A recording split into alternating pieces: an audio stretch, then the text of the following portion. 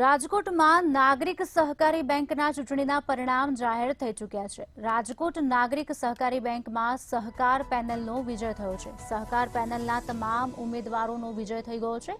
જ્યોતિન્દ્ર મહેતાની સહકાર પેનલનો વિજય થયો છે, જ્યારે કલ્પક મણિયારની સંસ્કાર પેનલની હાર થઈ છે। રાજકોટ નાગરિક સહકારી બેંકની ચૂંટણીની મત ગણતરી કરવામાં આવી છે।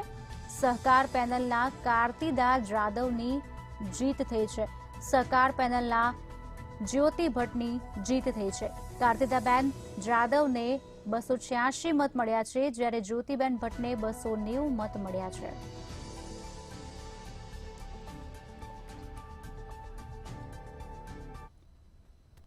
અમારા 21 ઉમેદવારની જીત થઈ છે। 6 પેલા બિનહરીફ થયા હતા અને 2 બહેનો અને 13 ઉમેદવાર જનરલ કે આજે બધા 15 ઉમેદવારની આજે જંગી બહુમતીની જીત થઈ છે। આ બધા મોં મીઠા કર્યા છે, બધા ખૂબ રાજી છે।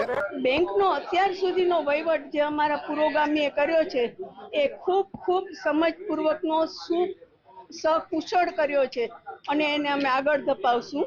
છતાં પણ કાંઈ પણ એમાં સમસ્યા હશે કે સૂચન હશે તો અમે પૂરી પ્રયત્ન કરીશું, આવકારીશું અને એને સોલ્યુશન લેવાનો પૂરો પ્રયત્ન કરીશું।